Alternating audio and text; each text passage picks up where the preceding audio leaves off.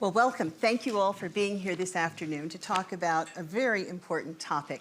I'm Teresa Clark, and I am the chairman of Africa.com. Having worked in the digital space over the last couple of decades, at a time when digital was everything and manufacturing seemed to be yesterday's news, where we are today shows us how history repeats itself.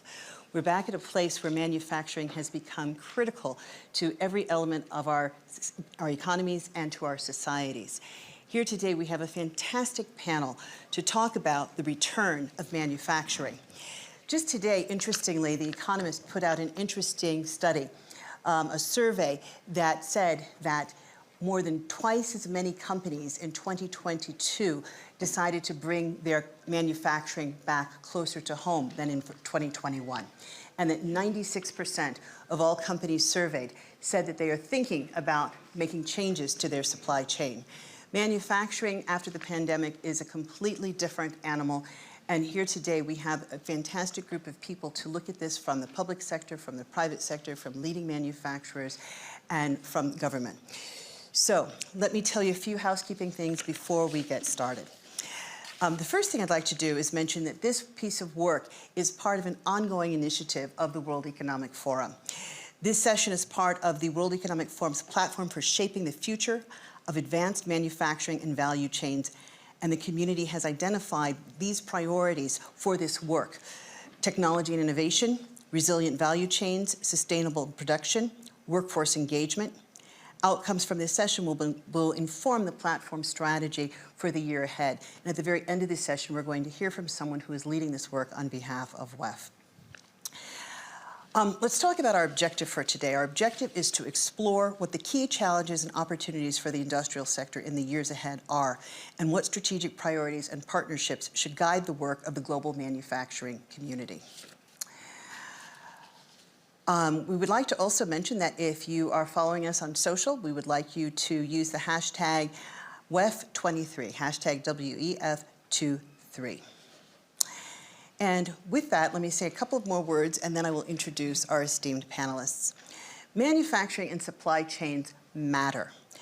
They are the beating heart and blood of industrial society, so we need them healthy and resilient to tackle the challenges we face today, including poverty, the climate crisis, and current geopolitical tensions.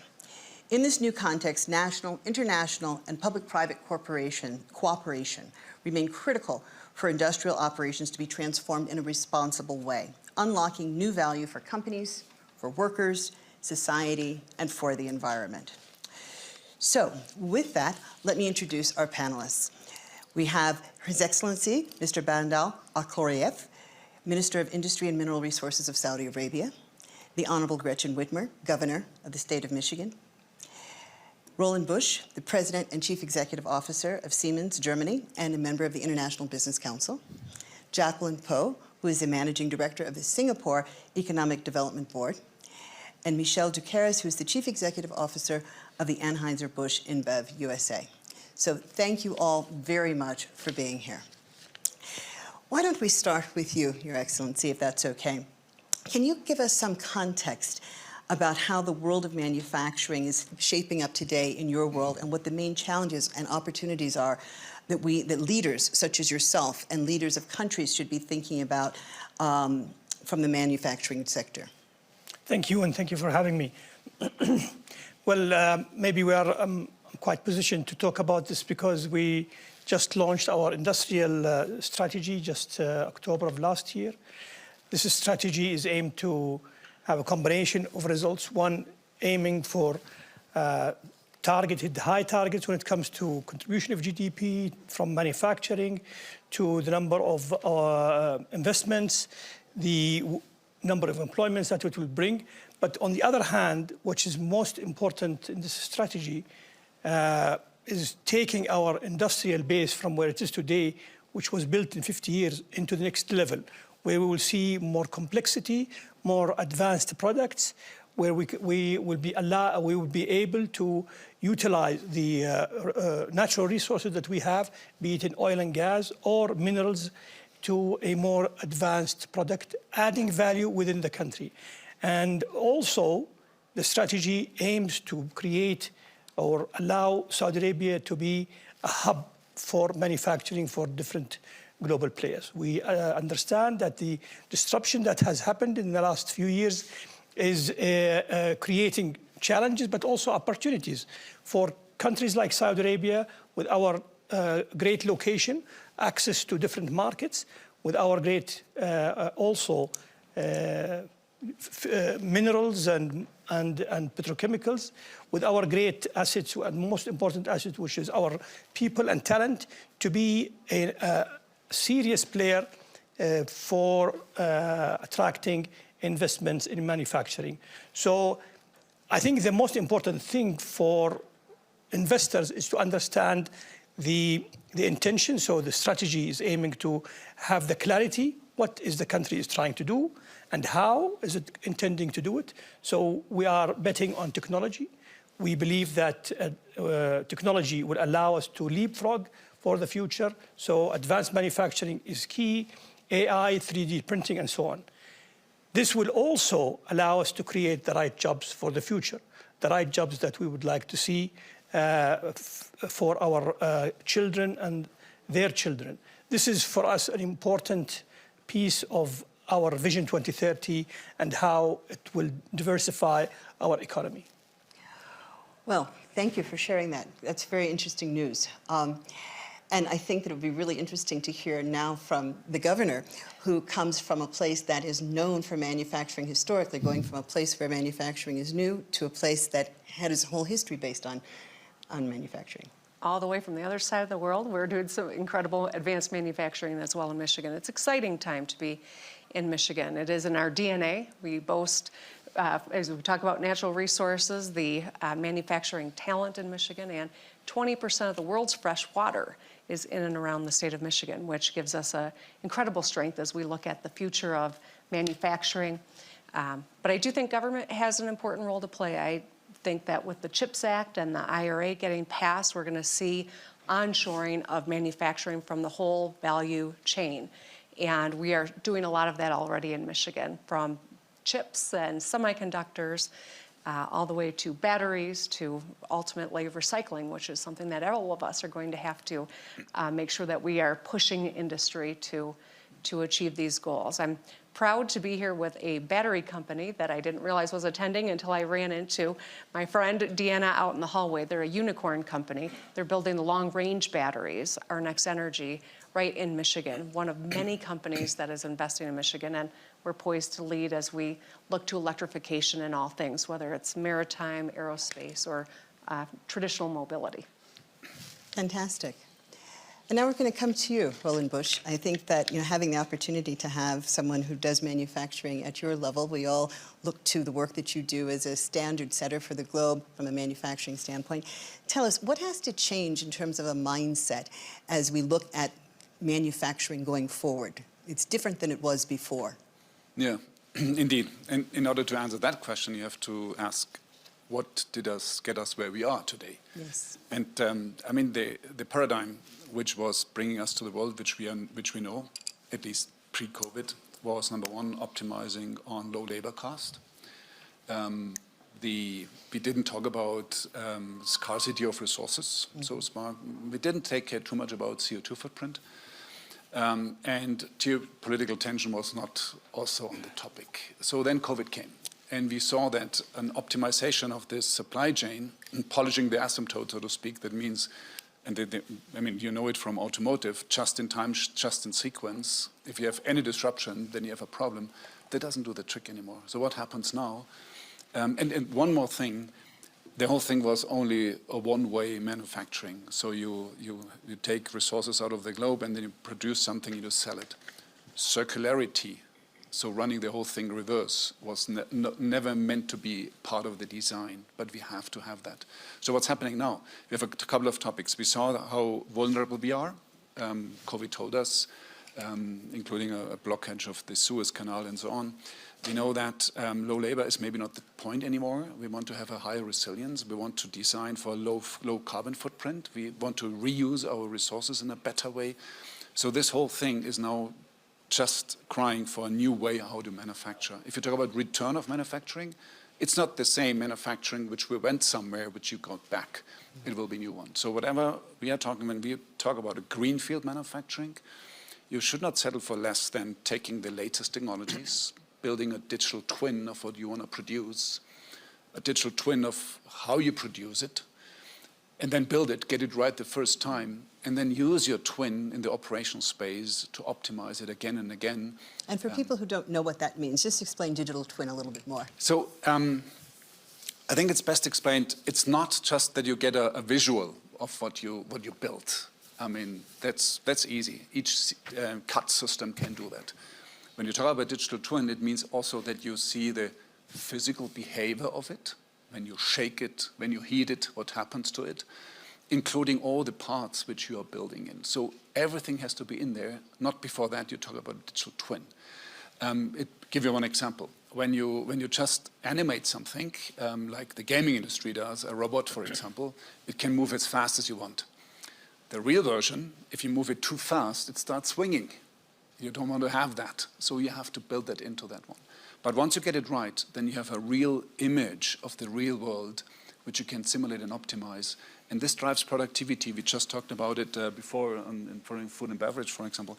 You can increase your productivity by 20 to 30%. Your productivity can increase. You're reducing your CO2 footprint if you do it right. So a lot of benefits. And that makes a big difference. If you get manufacturing back, there's an opportunity because more of that is greenfield. And then you really can use the latest technologies. Fantastic, thank you. We're going to move to you, Jacqueline. You sit with the Singapore Economic Development Board, and so you think about manufacturing from a very broad perspective like our first two speakers did. Talk to us about the role you see manufacturing playing in terms of the well-being of your economy. Thank you very much. First of all, I think it may surprise many of you to know that Singapore is a manufacturing nation. I get this element of surprise because most people think that Singapore is a financial services hub or a tourism hub. But in fact, manufacturing, particularly advanced manufacturing, makes up 22% of Singapore's GDP. Financial services only makes up 15% and tourism 3%. So actually, Singapore is a manufacturing nation, a bit like Michigan. The reason why you may think that Singapore is not a manufacturing nation is because we are small and that we don't have many people. Only 64 square kilometers, and we have maybe a population of about 5+ million people. The kind of manufacturing we've been doing for many decades now is very high-tech, highly automated, has a small footprint in terms of labor, and we are aiming for it to have a small footprint in terms of carbon. So for us, manufacturing is not about returning. It never went away, and it's still a very important part of our economy. That's the role that it plays in the Singapore economy because manufacturing is a very stable, very investment intensive, but provides a kind of predictability and stability in terms of the jobs that it creates. Compared to many of the services sectors in many countries, it tends to be less volatile. And it also provides a strong basis of engineering talent that is very useful in times when you need to make things. So engineering really promotes a kind of culture in a place that makes things. Some of you may wonder what kind of manufacturing Singapore does. There's a lot of semiconductor, there's a lot of biopharma, there's a lot of energy and chemicals, and there's a lot of aerospace. Thank you. Michelle, we're coming to you now. As the head of Anheuser-Busch in the US, one of the things we've been talking a lot about as far as manufacturing is concerned is bringing manufacturing back home. Now, localized manufacturing is something that your industry has done historically. Can you talk to us a little bit about localized manufacturing and where you see that headed? Yeah, good afternoon, everyone. Thank you for having me here. And we operate a global company, and we are present in more than 50 countries. So we often say internally in the company that we don't have beer designed in one place and produced in other. Beer is very local, as it is the supply chain for beer. So in this case, we are not returning. We are always there, part of the communities, and very local and center to the activity.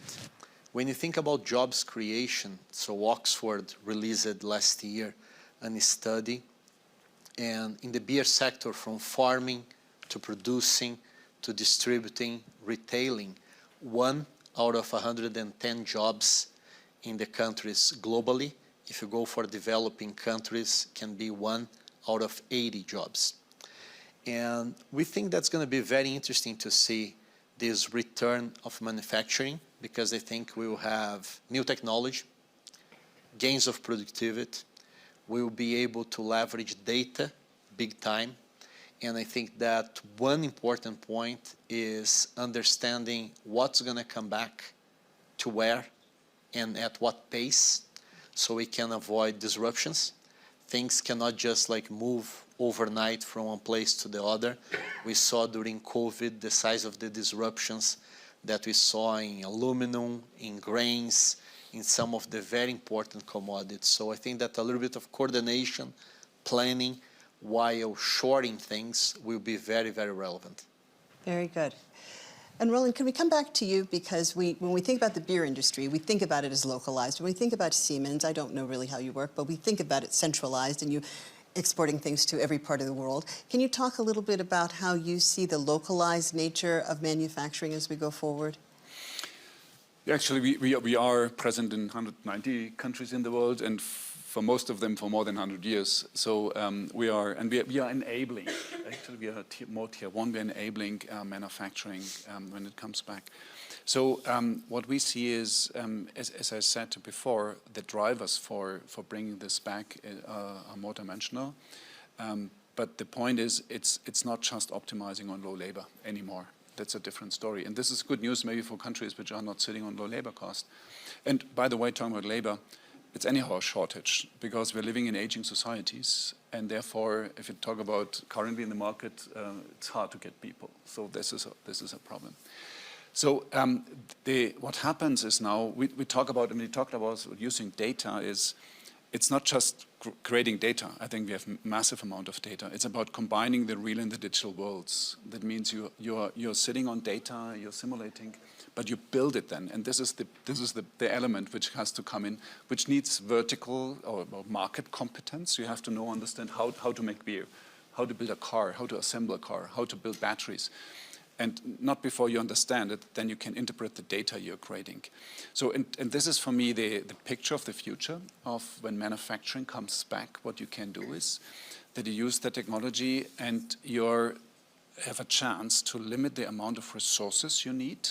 You don't waste resources. You, as I said before, you can design it in a way that you will be able to recycle resources. You talked about battery manufacturing. Lithium, will not we have enough lithium if you don't recycle it at a certain point in time? No way. So you have to build it from the very first instance into your product to recycle it, which is, by the way, talking about a return of manufacturing, we will see a completely new market, which is the recycling market and the circularity market, which will be massive, and for good reasons, because we cannot dig all these resources out of the earth again and again. It's just too much. And at the same time, we have to reduce our CO2 footprint. So again, it's for me, it's more opportunities in order to still maintain the growth of economies while using less resources. Very good. Well, Governor Whitmer, let's come back to you.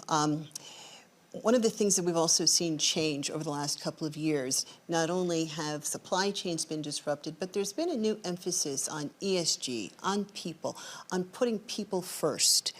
And so from your position as the governor of a state that does a lot of manufacturing, how do you think about and how do you advise the companies in your state, and what sort of policies do you think about as a governor in terms of putting people first as we go back to manufacturing?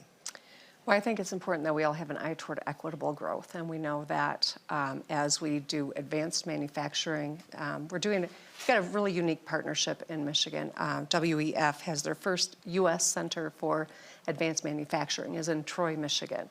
We're very excited about that collaboration because as we solve for a variety of looming issues. I think ensuring that we've got the workforce that is prepared, but also that you can make a really good living in these advanced manufacturing jobs, and that every person can find a path into this work. So it starts from the beginning of life throughout, and that's why I think that these partnerships and collaborations are really important. We cannot assume that industry alone will address this. I think government has a very important role, and these opportunities are ways to bring people prosperity and create individual integrity in work. And that's what manufacturing's always been in Michigan. Created the middle class, but we can't assume that that will always be the case, and that's why I think this work that we're doing together is so important. Very good. And Your Excellency, can you talk a little bit about this same topic, putting people first as you move into your new manufacturing agenda? Sure. I think it's, today, when we look at talent acquisition is key for in any sector. And by far, when we look at in the industrial sector, it's a sector where it needs to shape up to be able to acquire the right talent for the future. My view and our view in Saudi Arabia is the government should be an enabler. Today, more than ever before, I think governments have a key role in helping investors, helping the manufacturing sector to operate in a manner that they can continue producing and also growing. So three things are key. One is regulation, having the right regulatory framework that is able to allow investment to come and flow, but also allow the different stakeholders to be able to have equal opportunities. Secondly, infrastructure. Infrastructure is key to, especially now, I'm not talking about the basic infrastructure, I'm talking about connectivity. In order for us to create the kind of factories of the future where we will be able to attract the right talent, we need connectivity, for example, as key enabler for enabling the sector to connect. I used to be a businessman. I used to actually sell industrial equipment. And in the past, you can actually invest in an equipment and get the benefit of the equipment regardless of the ecosystem around you, because the basic output is being created within the plant. Now, suddenly, with advanced manufacturing, with Industry 4.0, we're talking about getting everyone connected. How can I connect the plant to the suppliers, to the mine, to the logistics, and so on? And that takes a lot of efforts to be able to do so, and therefore governments have a key role. And finally, governments also have a role in developing the human capital required for the sector. It's a two-way street. We cannot expect investors to come and put their investments in the country without really having the ability to see that the pipeline of creating the right human capital is actually there, from education, from training, from skilling and reskilling, and so on. So it's a combination of efforts. I mean, today our collaboration with the World Economic Forum on the platform is actually key to help our industrial sector move to the next level with an ambition of moving 4,000 factories to what we call factories of the future. Will you tell us a little bit more about the work that you're doing in terms of training and education? Yeah, we have one of the largest programs in the Vision 2030 is the Human Capital Program. This is created to ensure that education, training, and skilling and reskilling is designed to fit with all of the sectors that are intended to grow in our economy. This is one of the largest programs. It's actually headed by His Royal Highness himself, and addresses all the whole journey of an individual from an early age to after even retirement. And the ambition is to create what we call a global citizen. where our people can not only have opportunities in Saudi Arabia, but they can be geared to work anywhere else. Fantastic. So one of the buzzwords of WEF 23 when we leave will have been polycrisis, dealing with multiple challenges simultaneously.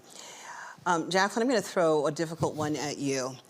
One of the crises that we're dealing with while we think about the return of manufacturing is trying to achieve net zero, trying to deal with the climate crisis.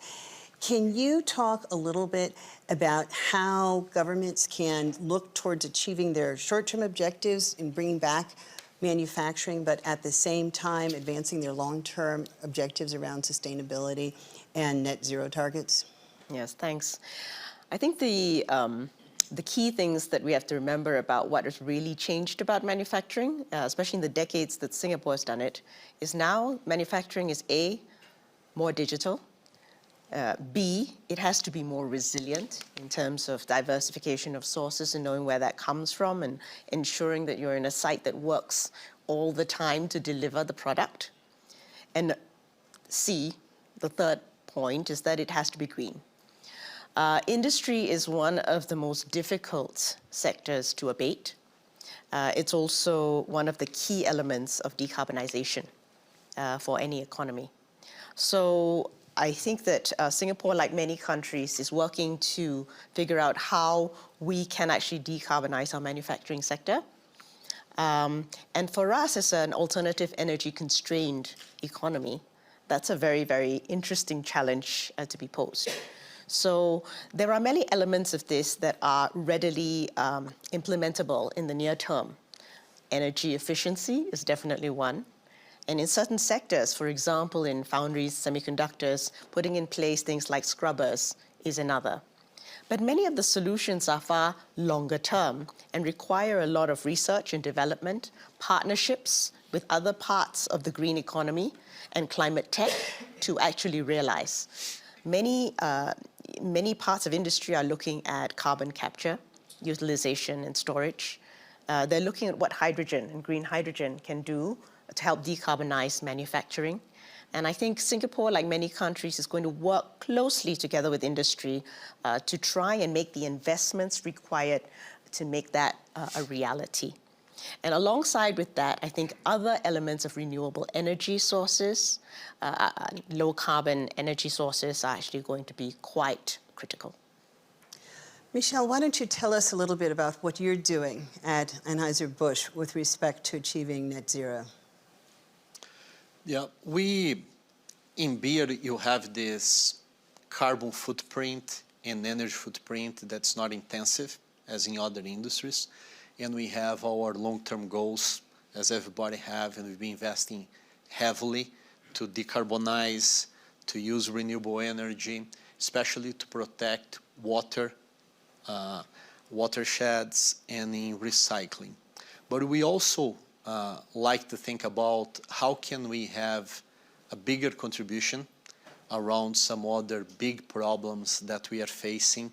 And in talking about the manufacture of the future, I think that there are ways for you to think about how you bring back something that you already produced somewhere and now you're going to produce closer to you. But there is ways for you to think how can you reinvent and reimagine what you can do. And one of the big issues that we all face is food security. And we all know how big is the carbon footprint of producing food. So we've been investing heavily in ABI in developing precision fermentation. So we happen to be the owners of the largest bench of yeast globally. And yeast is a very productive organism. And we've been investing for some years already, and we've been producing protein, for example, egg protein or milk protein out of our fermentation and our yeast bench that we have. And because we have very large scale manufacturing and we are used to produce at scale fermented beverages, we've been using our ability to leverage downstream processes so we can recreate and reimagine, for example, what food systems and ingredients can be. And if you can then create at scale food factories using the yeast that we use to brew beer, then you can localize a lot of manufacture, a lot of food systems, but different from the way that you have today, which is more intensive, use more land, depends and relies on transportation across the globe, and is very hard to localize because you cannot produce all the wheat that you produce in Ukraine, in the US or in Japan or here in other countries in Europe. But you can, with a much better footprint, using precise fermentation, brew the food and the food ingredients that you need at a localized place. We've been also investing in upcycling. So we use a lot of barley, and people usually don't know that, but barley is a grain that has starch, the carbohydrate, has protein, and has fiber. Because the yeast is very efficient, the yeast takes all the starch from the grain, but leaves behind all the protein and all the fiber. Today, through technology, we can do the separation of the protein and the fiber, and you can have a very rich protein. Upcycling barley, this barley was already seeded, harvested, transported, brewed and used in our industry, and by upcycling this barley, we can now sell as an ingredient pure protein for other companies to use. And it's a much more efficient way for you to decarbonize and to generate value in the supply chain. So we've been stretching the way that we think about what we can do with the assets that we own and with the resources that we already use as a company. Wonderful. Well, we have time for questions from the audience. Are there any questions that the audience would like to address to our esteemed panelists? Yes, we have a question here. Hello, the question is for Governor Whitmer. Hi, I'm Annette Clayton from Schneider Electric. I'm the competitor of the gentleman to your left. Here to woo the governor. Actually, my question is, and by the way, our company was founded, Square D was founded in the great state of Michigan, and I'm from originally the automotive industry, so the great state of Michigan. But my question is really around labor, because it's really the challenge. We've been ramping up new production, and as we look at labor statistics, and what are some of the creative ways that maybe you and your other panelists are driving the solution to the labor shortage? So I appreciate the question, and I'm grateful for your background that you shared with us. One of the things that I think is really important, and a lot of people don't appreciate about Michigan right now, is we've got the #1 economy for clean energy jobs in the country. We're seeing this incredible growth, and as we look at the transition of advanced manufacturing, upskilling the current population so that as companies get leaner and more technological, that there's opportunity for people who've done the traditional mobility work to have jobs in these advanced, with advanced set of skills. Drawing people into manufacturing, I think that there still is an outdated assumption about what manufacturing means, that it's dirty and it's physical and in a way that isn't really reflective of how things work nowadays. And so really kind of working to reimagine how we communicate where the paths are to opportunity in this space. We've done ourselves, I think, a disservice in the United States. I can't speak beyond our borders, but with a focus only on degree pathways into prosperity and not discouraging inadvertently paths into the trades where you can make a really great living and be your own boss in a lot of respects and make a healthy salary to raise a family. And that's really what it's all about at the end of the day. So we're working from early education throughout high school and leveling barriers, the financial barriers that keeps people from pursuing these skills. I've spent the last couple of days in Norway and here in Switzerland, and the financial barrier that no one confronts here into skills and the high esteem with which people hold manufacturing jobs is something that I envy, and that we are working diligently to to kind of redefine and level those barriers that keep people from pursuing these great opportunities. But it is work that is happening all across the country. It is an issue not unique to one state or another, or perhaps one country or another, but this is how we are attacking it and working with our manufacturing partners to get people into, at a young age, to see that there's really exciting high-tech work that's happening that is in manufacturing that they didn't assume would be. Any more questions? Yes, the gentleman here. Please wait until you get the microphone, and please stand up. Yeah, good evening. Abdullah Al-Zamel, Chairman of Zamel Industrial, Saudi Arabia.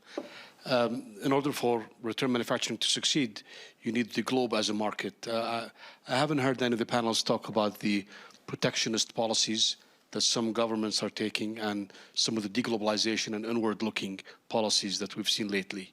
How, especially multinationals, how are you dealing with that? Thank you. Roland, you want to start? Yeah, that's a topic. And actually, I do not believe that we are deglobalizing. I think we are ending up in an even more globalized world. But the trading streams are not that, let's say, big anymore. They diversify. That's the hope, and that's an opportunity as well.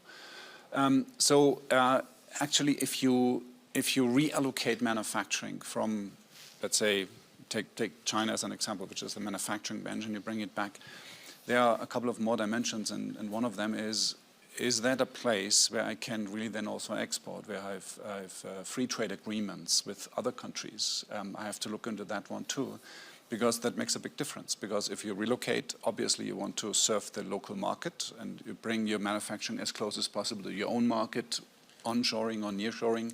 But then, of course, you want to leverage that opportunities at the same time. You have to watch closely where do you do that. For me, ASEAN is a good example. I mean, we talked about it when I was in Singapore.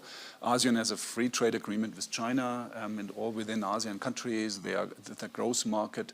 So it's worthwhile looking into that country where you put your manufacturing.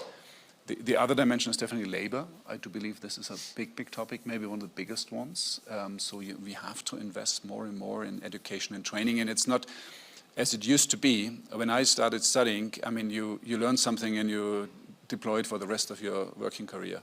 That doesn't work anymore. Maybe you have to relearn and retrain yourself 10 times in your career. And that's another element which we have to take in mind. And the third one is, we didn't talk about that as well, is really about the supply base. Because very often the way how we are looking at manufacturing is that you have a manufacturing side and you have a supply base around you. And if you don't pull that along with you, or you don't have a chance to build it up as well, it's another problem. So considering that, I do believe it's more opportunities, because you will have a natural hatching. If you manufacture local for local, you're reducing your dependency on logistics and at the same time. But of course, you want to export as well, which is another element which you have to have in mind. Yeah, I think that the question is a very good one, because at the end of the day, there is the opportunity and the cost of you bringing back this manufacture to a local country.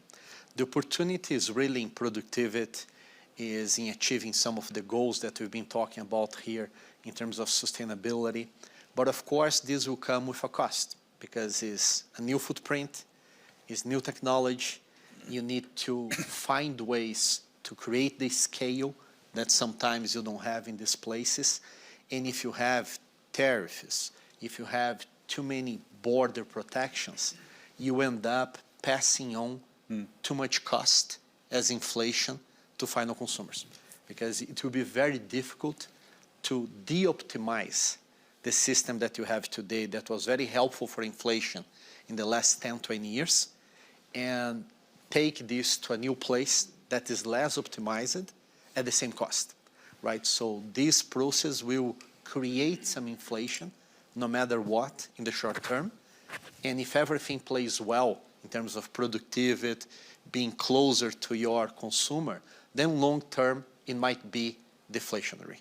But I think that governments will need to work on policy, we need to work on infrastructure, we need to work in human capital, and it will need to work in incentives to localize this production and to be efficient at the end of the day. Is it a good process? I think that's going to be great, because the more things you can have close to you, almost like a hedge, right, to avoid disruptions in the supply chain, to stimulate the local economies, and to have more production near shore, I think that the more efficient the societies will be. But you cannot do this with tariffs, with borders, with protectionism in each and every country, because then you're going to end up being suboptimal and much more expensive than you are today. Excellent. Well, I think you all know that we'd like to ask you, excuse me, to close with a call to action. Can you please give us one specific action that you want this community to take away? And I remind you, as you make your comments, that this is part of a broader initiative of the World Economic Forum. We're not just a panel discussion where we start and end this conversation today. It's part of ongoing work. So as you guide that work going forward, what is your one call to action? And we will start with you, Your Excellency. Okay. I think it's important to remember that manufacturing, at the end of the day, is investment. And any investment, any investor today look for three things. They look for making money, they want growth, and they want to de-risk. So it's very important to understand the investor, create the environment that allows for this investment to continue coming. So predictability is key. Also, ensuring there is an ecosystem that allows for the growth, for the competitiveness to be always there. So, for example, RDI is key to ensure that there is always continuation of research, development, and innovation. Very good. Thank you, Governor. My call to action is more of an invitation, and that is to come to Michigan. There's so much exciting work that is happening in the state of Michigan. Phenomenal research universities, high quality of life, low cost of living, and we really are changing the future of mobility in all ways possible, including long-range batteries to chips to clean energy, and we're always looking for great partners. Excellent. Roland? Actually, I would say there are three things that need to be done. I do believe technology is an answer to the challenges which we have. So automate and digitalize as fast as possible and decarbonize. Number two is watch out for your people, education and training. I think you have to spend and prepare a lot of money and invest in that. It's worthwhile doing that. And the last one is, we didn't talk about that, but I do believe the whole thing works only if you have a completely different way of collaborating, building ecosystems. I do believe these three elements, if they come together, we'll make it. Excellent. Jacqueline? The thought I'd like to leave you with is that as much as we want to think about nearshoring for resilience, and I think many companies are doing that, no country and no region is entirely self-sufficient. And it would be a mistake to forget the entirety of the dependencies in terms of raw materials, in terms of skills, in terms of comparative advantage that exists by having a manufacturing supply chain that does take into account the benefits of making things in more than one country, rather than trying to do everything in one place. So it is still very important to think about where globalization fits in the future of manufacturing. Michel? So I think that my call to action is, when we think and imagine this future of manufacture, we don't think about recreating what we do in one place to a different place. We actually think and reimagine how we call at ABI, how to create a future with more cheers, where you really do better, where you really do a more sustainable end-to-end manufacture, and you really create the space to be more productive and more collaborative. Excellent. Well, just summarize very briefly what we've heard from this panel, and then we're going to have some closing remarks from Francisco Betti. I think that what we've heard today is that there's an inherent contradiction in what we're talking about with respect to the return to manufacturing. On the one hand, we see there's greater protectionism, we know that, but at the same time, we understand that supply chains require globalization.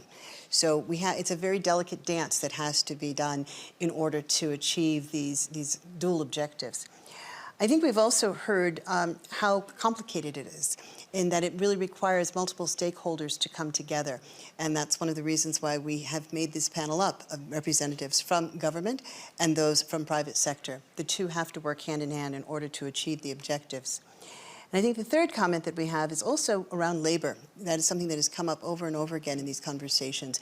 One of the things we know about labor, about manufacturing, is that it requires labor. It may not be your father's manufacturing, as the governor said. It may not be dirty, but it still requires people, no matter how sophisticated you might be doing in Singapore and Michigan and Saudi Arabia, you still require people. And so making sure that people are trained and educated in order to align with those opportunities is essential and one way that government can contribute. So with that, I'd like to invite Francisco to come up and talk a little bit more about the initiative that WEF is doing in this space. Francisco? Here you are. I'm looking in the wrong direction. Thank you, Teresa, very much for the great moderation. Maybe we are on time, so two brief comments. One, good news. This is not a one-off conversation, but it's part of our ongoing work at the Forum on the Future of Advanced Manufacturing and Value Chains, and we invite you all to stay engaged. We will take all the amazing insights that came out of the conversation this evening to inform our agenda for 2023. The second comment is that manufacturing is back on top of the global agenda. I think the fact that we are having this conversation in Davos is a demonstration of that, and that's probably great news. It comes both with opportunities, as many of you mentioned, but also with the responsibility, and the responsibility is to make sure that we shape a future of manufacturing that works for all. What I mean with that is working, of course, for companies, workers, society, the environment, OEMs, SMEs, and develop and emerging economies. With that, let me thank you all for following us today and for being here. Teresa, thank you for the amazing moderation, and thank you to our distinguished panelists for the great conversation. Thank you. Thank you.